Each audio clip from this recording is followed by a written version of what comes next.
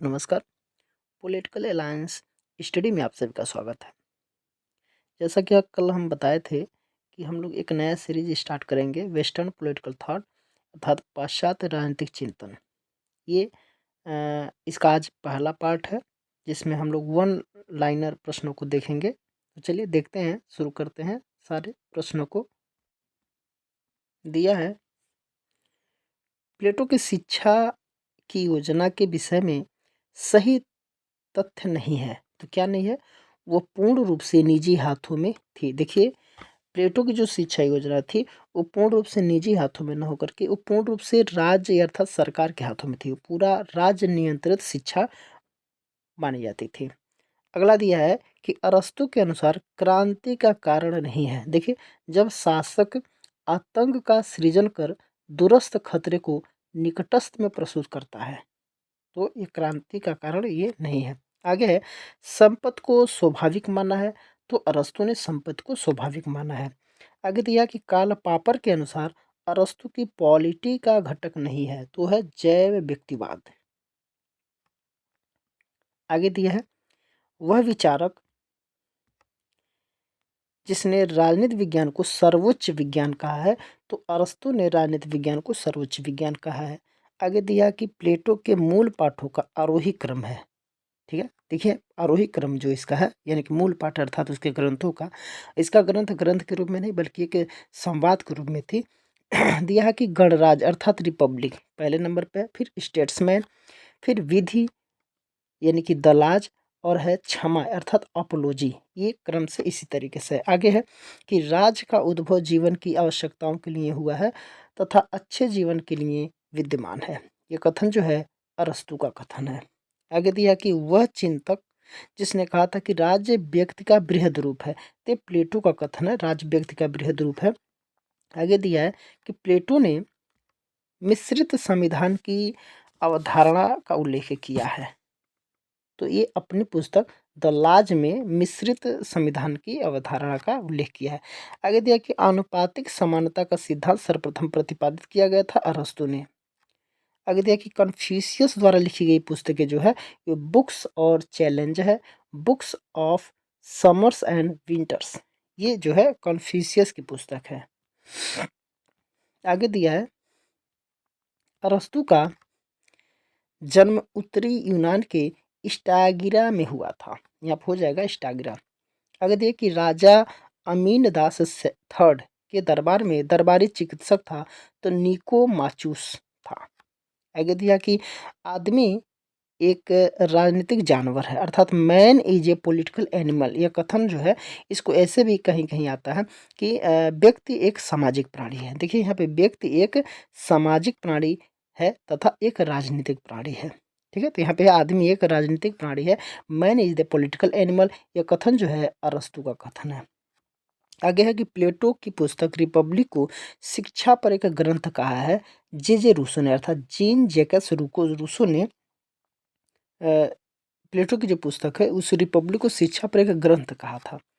आगे है कि राजनीतिक अव्यवस्था की प्रकृति और कारणों पर चर्चा करने वाले पहले राजनीतिक वैज्ञानिक जो थे वो अरस्तु थे। फिर है आत्मा पहल और सक्रिय होने के कारण हमें शिक्षा के माध्यम से उसमें छिपी हुई सर्वोत्तम चीजें प्रदान करती है। इस धारणा को स्वीकार करता है प्लेटो। कौन स्वीकार करता है?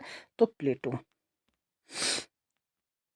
आगे दिया है प्लेटो प्लेटो का परिवारों के साम्यवाद का सिद्धांत जो है न्याय की अवधारणा पर, यहाँ पे न्याय की अवधारणा पर उसके विचारों का तार्किक तार्किक परिणाम था। ये हो जाएगा। आगे दिया है कि मनुष्य प्रकृति से एक सामाजिक और एक राजनीतिक प्राणी है, तो ये अरस्तु ने बताया था।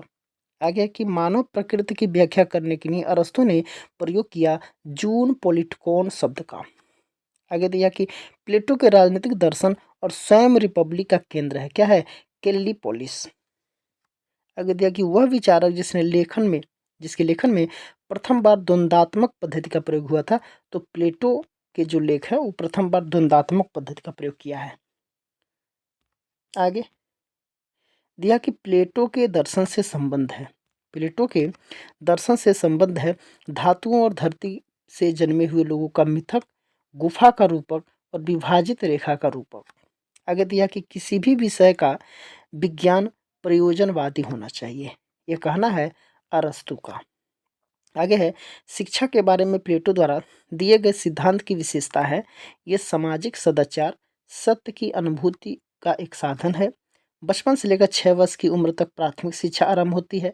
सार्वजनिक परीक्षा 20 वर्ष की उम्र में होगी। 30 वर्ष की उम्र में दूसरी चयन परीक्षा होगी। ये प्लेटो में दिए गए सिद्धांत की विशेषता है शिक्षा पे। आगे है, सर्वप्रथम सिद्धांतवादी जिसने सरकारों का एक सुव्यवस्थित वर्गीकरण प्रस्तुत किया तो अरस्तु ने प्रस्तुत किया था। आगे है कि वह चिंतक जो असमानता का समर्थन करता है वो कौन है? अरस्तु है। आगे है कि प्लेटो की दार्शनिक शिक्षा में सम्मिलित है अंकगणित, खगोल शास्त्र और संवाद शास्त्र। संवाद शास्त्र को डायलेक्टिक कहा जाता है। आगे है कि अरस्तु के अनुसार शासक के लिए विशिष्ट गुण है न्याय। आगे है, रिपब्लिक नामक ग्रंथ के लेखक कौन है? तो प्लेटो है। रिपब्लिक की जो ग्रंथ है वो प्लेटो का ग्रंथ है। आगे, काल के क्रम में राज्य, परिवार या व्यक्ति के बाद आता है, लेकिन प्रकृति के क्रम में उनसे पहले आता है, ये कहा है अरस्तु ने। आगे है कि प्लेटो की रिपब्लिक का उपशीर्षक है न्याय से संबंधित। आगे है कि अरस्तु की प्रसिद्ध पुस्तक जो है पॉलिटिक्स। आगे है, प्लेटो ने एक आदर्श राज्य की जनसंख्या निश्चित की है 5040। आगे है कि पहले स्वप्नलोकी राजनीतिक विचारक के रूप में माना जाता है प्लेटो को। यही है जो पहले स्वप्नलोकी अर्थात कल्पनावादी विचारक माना जाता है। आगे, नागरिकता की अवधारणा में गुलामों को बाहर रखा, कौन? अरस्तु ने। आगे है कि डी रिपब्लिका का लेखक कौन है? सिसरो।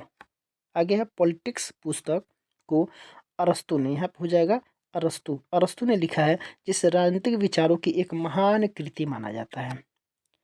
आगे है कि अधिकारों की तुलना में कर्तव्यों पर अधिक बल दिया है प्लेटो। प्लेटो कर्तव्यों पर अधिक बल दिया है। इन्होंने समाज के 3 वर्ग बांट दिया था, शासक वर्ग, सैनिक वर्ग और उत्पादक वर्ग। तीनों वर्ग अपना अपना काम करेंगे, अपना अपना कर्तव्य करेंगे। आगे इसमें दिया कि खालिस्तान दिया है का आदर्श राज केवल एक विचार था, न कि वास्तविक। देखो प्लेटो कुछ भी सोचा, कुछ भी बताया, वो एक कल्पनावादी था। इसीलिए इसको प्लेटो का जो आदर्श राज केवल एक विचार था, उसका एक सोच था जो रियल में नहीं हो पाया, अर्थात वो न कि वास्तविकता है, अर्थात वो रियल में नहीं हो पाया। आगे दिया कि आकृति का सिद्धांत, इसको कहा जाता है थ्योरी ऑफ फॉर्म्स, और गुफाओं का रूपक यानी कि एलेगरी ऑफ कैप्स संबंधित है, ये प्लेटो से संबंधित है। आगे प्लेटो के पुस्तक रिपब्लिक का केंद्रीय विषय जो है न्याय की व्याख्या एवं प्राप्ति का केंद्रीय विषय है। आगे दिया है जो जो अरस्तु का आदर्श राज्य है वही प्लेटो का द्वितीय सर्वश्रेष्ठ राज्य है। ये कथन जो है ये सेबाइन का कथन है। आगे है, पॉलिटी को वरीयता देता है अरस्तु। आगे, पॉलिटी अर्थात मध्यम राज को वरीयता देता है। अरस्तु ने जो राज का अर्थात शासन और संविधान का जो वर्गीकरण किया है उसमें पॉलिटी को सबसे ज़्यादा वरीयता देता है। आगे है रिपब्लिक, फिर खालिस्तान है। प्रकार की शैली में लिखा गया है तर रिपब्लिक जो है संवाद शैली में लिखा गया है, अर्थात डायलेक्टिक मेथड में लिखा गया है। वह राजनीतिक विचारक जिसने सबसे पहले तुलनात्मक राजनीति प्रारंभ किया था वो है अरस्तु। अरस्तु जो है 158 देशों के संविधानों का ये अध्ययन किया था, उसके तुलनात्मक अध्ययन किया था। इसलिए अरस्तु को ही तुलनात्मक राजनीति का प्रारंभ माना जाता है या फिर तुलनात्मक राजनीति का जन्म माना जाता है। आगे, प्लेटो की रिपब्लिक संबंधित है। प्लेटो की जो रिपब्लिक है वो संबंधित है न्याय से। श्रम विभाजन में विश्वास करता है प्लेटो। आगे है कि कार्य विशेषीकरण की अवधारणा देता है प्लेटो का। देखिए कार्य विशेषीकरण की अवधारणा मतलब कार्य की विशेष यानी कि विशेष विशेष लोग का अलग अलग कार्य होना चाहिए। जैसे शासक वर्ग अपना शासन करेंगे, एक वर्ग रहेगा, सैनिक वर्गों का एक अलग कार्य रहेगा, उत्पादक वर्गों का एक अलग कार्य रहेगा। इसी को कार्य विशेषीकरण कहा जाता है। आगे है कि राज्य जो है व्यक्ति का विराट रूप है, अर्थात राज्य व्यक्ति का बृहद रूप है या विराट रूप है, एक ही मतलब होगा। दो तरह का प्रश्न आता है, एक आएगा राज्य व्यक्ति का विराट रूप है जो यहाँ दिया है, एक आएगा राज्य व्यक्ति का बृहद रूप है। ये कथन जो है ये किसका है? तो प्लेटो का है। आगे है, प्लेटो के अनुसार राज्य का निम्नतर रूप है लोकतंत्र। आगे, प्लेटो को सर्वाधिकारवादी विचारक नहीं मानता है, कौन? आर निस्बेट सर्वाधिकारी विचारक नहीं मानता है। आगे, प्लेटो की न्याय की अवधारणा को रचना प्रकल्प न्याय कहा है। ये है एमपी फोस्टर ने कहा है। आगे कि प्लेटो के परिवार तथा संपत्ति के साम्यवाद के सिद्धांत की व्युत्पत्ति हुई है ये स्पार्टा के अनुभव से, अर्थात स्पार्टा का संविधान था, उसके संविधानों का कुछ अंश लिया है साम्यवादी सिद्धांत में। साम्यवादी सिद्धांत में इन्होंने पत्नियों का साम्यवाद और संपत्ति का साम्यवाद कर दिया था। ये स्पार्टा के संविधान जो था, स्पार्टा के जो शासन व्यवस्था वहीं से प्लेटो ने लिया है। आगे है प्लेटो ने अनंत वास्तविकता की प्रकृति का अपना सिद्धांत विकसित किया और दी सीमा दी टिमाओस के अंदर वास्तविक विश्व को स्पष्ट किया था। यहाँ पे दी टिमाओस हो जाएगा। आगे है प्लेटो की रिपब्लिक का प्रधान पात्र नहीं है प्रोटागोरस। रिपब्लिक का प्रधान पात्र नहीं है, प्रोटागोरस नहीं है। आगे है प्लेटो का पुनः प्रकटन पाया गया। प्लेटो का पुनः प्रकटन पाया गया सर थॉमस मूर के यूटोपिया में, कैंपालेना का सिटी ऑफ द सन में और बेकन का न्यू अटलांटिस में। आगे है कि हेराक्लीज, पाइरेमेनिडीज और सुकरात के विचारों को लिया था प्लेटो ने, क्योंकि प्लेटो के गुरु सुकरात हुआ करते थे। आगे है कि प्लेटो द्वारा चर्चित सद्गुण के 4 संगठों का सही क्रम जो है बुद्धिमानी अर्थात विजडम, साहस अर्थात कवरेज और संयम अर्थात टेम्परेंस और न्याय अर्थात जस्टिस। आगे है प्लेटो ने मानव मन की क्रियात्मकता का वर्णन किया है, गुफा के रूपक का, विभक्त पंक्त के रूपक का और रूप के सिद्धांत का। आगे है प्लेटो का समर्थक है लेविन्सन। लेविन्सन जो है ये प्लेटो का समर्थक है। आगे है न्याय के लिए ग्रीक शब्द डिकायोसिन इसको कहा जाता है। देखिए यहाँ पे लिखा डाइकियोसाइन, इसको कहा जाता है डिकायोसोन। डिकायोसोन जो शब्द है उसको न्याय से संबंधित है, अर्थात न्याय के लिए जो ग्रीक शब्द था, यूनानी जो शब्द न्याय के बारे में बोला जाता है वो डिकायोसिन कहा जाता है। आगे लिखा है दिया कि आदर्श राज के विचार में प्लेटो ने बुभुक्षा शब्द का प्रयोग किया। ये जो है शिल्पकार वर्ग में किया गया है, शिल्पकार। आगे प्लेटो की रिपब्लिक में प्रतिपादित न्याय के सिद्धांत के अनुसार न्याय का अर्थ है अपने निर्धारित कार्य क्षेत्र में अपने कर्तव्यों का निर्वाह करना, अर्थात तीनों वर्ग अपना अपना काम का निर्वाह करेंगे। आगे आदर्श शासक के कर्तव्यों का विवरण है प्लेटो की रिपब्लिक में। आखिर गुफा और परछाइयाँ का विचार संबंधित है, ये प्लेटो से संबंधित है। आगे न्याय का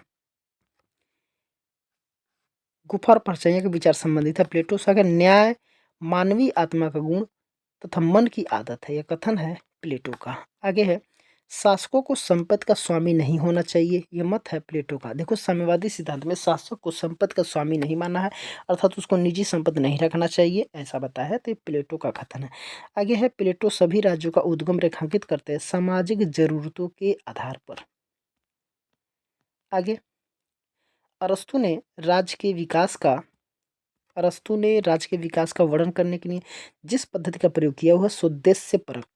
आगे है कि राजनीति करने के लिए टेलियोलॉजिकल दृष्टिकोण के अग्रणी के रूप में माना जाता है अरस्तु को। आगे है अरस्तु ने अपने समय में कुल 158 संविधानों का अभ्यास किया, जिसमें से केवल एक ही आज विद्वान है, वो है एथेंस का संविधान। एथेंस आज भी है, वहाँ का संविधान वगैरह, अन्य सभी अब नहीं है। आगे अरस्तु के सार्वजनिक हित का सिद्धांत आधारित है वितरणात्मक न्याय की धारणा पर। आगे है कि अरस्तु के संवैधानिक नियम की अभिव्यक्ति है सार्वजनिक हित के शासन, विधि सम्मत शासन और इच्छुक प्रजा की सरकार। आगे है अरस्तु ने, यहाँ पे हो जाएगा फेलिस, हिप्पोडेमस और प्लेटो, ये तीनों यहाँ पे हो जाएगा। अरस्तु ने फेलिस, हिप्पोडेमस और प्लेटो के द्वारा प्रदर्शित आदर्श राज्यों के समीक्षात्मक अध्ययन के प्रति अपने को अर्पित किया। आगे है दिया कि अरस्तु के कार्योत्पादन सिद्धांत में सही अनुक्रम है भौतिक कारण, निमित्त कारण, औपचारिक कारण और अंतिम कारण।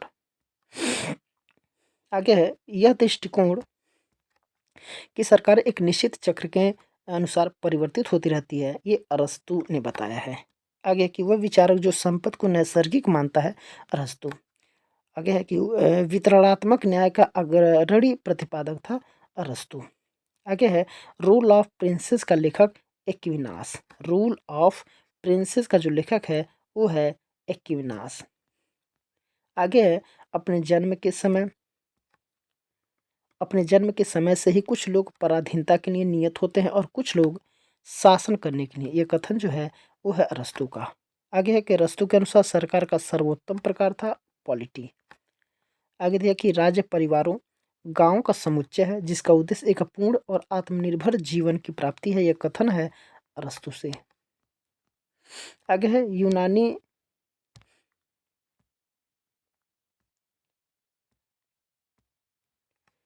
यूनानी विचारकों द्वारा न्याय के नैतिक पहलू पर बल दिया गया था, तो यहाँ पर नैतिक हो जाएगा। आगे है कि प्राचीन यूनानी राजनीतिक दर्शन का मुख्य विचार था उत्तम जीवन। आगे शासन के नागरिक जीवन का सहभागी तथा बदले में शासित होने वाले के रूप में परिभाषित किया है अरस्तू ने। आगे दिया कि सामान्यतः दार्शनिक उपागम का संस्थापक समझा जाता है प्लेटो और अरस्तू को। आगे श्रेष्ठ परिषद नॉक्टर्नल काउंसिल का उल्लेख प्लेटो ने किया है द लाज में। इनका पुस्तक नाम है द लाज। इनके 3 पुस्तक है, द रिपब्लिक, द स्टेट्समैन और द लाज। यहाँ पे खाली स्थान है।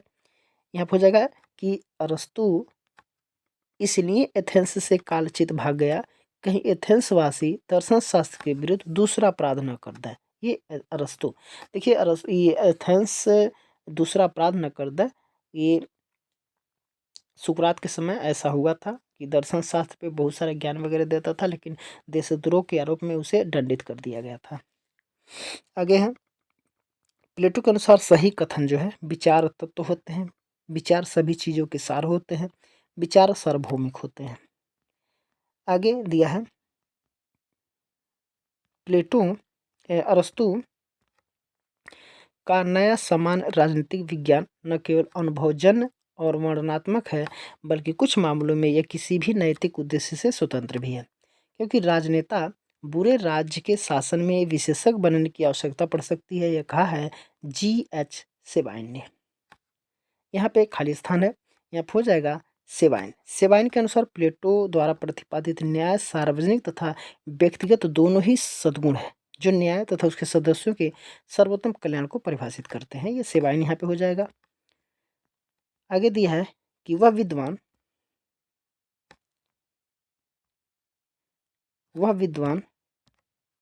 जो प्लेटो को मुक्त समाज का शत्रु मानता है, वो काला पापर मानता है। आगे अरस्तु के शिक्षण संस्थान का नाम जो है द लीसियम, ठीक है, लीसियम इसके अरस्तु के शिक्षण संस्थान का नाम है। आगे निर्धनता, अपराध और क्रांति की जननी कथन है ये अरस्तु का। राज्य व्यक्ति से पूर्व है, यह मानता है अरस्तु। आगे प्लेटो को राज्य के आदर्शवादी सिद्धांत का जनक इसलिए कहते हैं क्योंकि उसका सिद्धांत मनुष्य की प्रकृति पर आधारित न होकर के क्या करना चाहिए पर आधारित है, अर्थात वो कल्पना ऐसा होना चाहिए, हुआ नहीं, इस पर आधारित है। आगे क्रांति का कारण सदैव असमानता में पाया जाता है, ये कथन जो है अरस्तु का है। आगे है कि यदि प्लेटो आजीवित होते तो वे आधुनिक साम्यवादियों से अधिक साम्यवादी होते, ये मैक्सी का कथन है। आगे प्लेटो का न्याय संबंधी सिद्धांत स्थिर या निष्क्रिय, आत्मानुवादी, अनैतिक और अव्यावहारिक और अमनोवैज्ञानिक है, ये कथन जो है सेबाइन का है। आगे है रिपब्लिक केवल राजनीति पर लिखी गई पुस्तक मात्र ही नहीं, वरन शिक्षा पर लिखी गई एक ऐसी उत्कृष्ट रचना है जो सब इससे पहले कभी लिखी नहीं जा सकती, यह कथन है रूसो का। आगे कि जब तक दार्शनिक राजा नहीं होंगे या विश्व के राजा दर्शन की भावना से प्रेरित नहीं होंगे, तब तक राज्यों की इनकी बुराइयों से कभी मुक्ति प्राप्त नहीं होगी, यह कथन है प्लेटो का।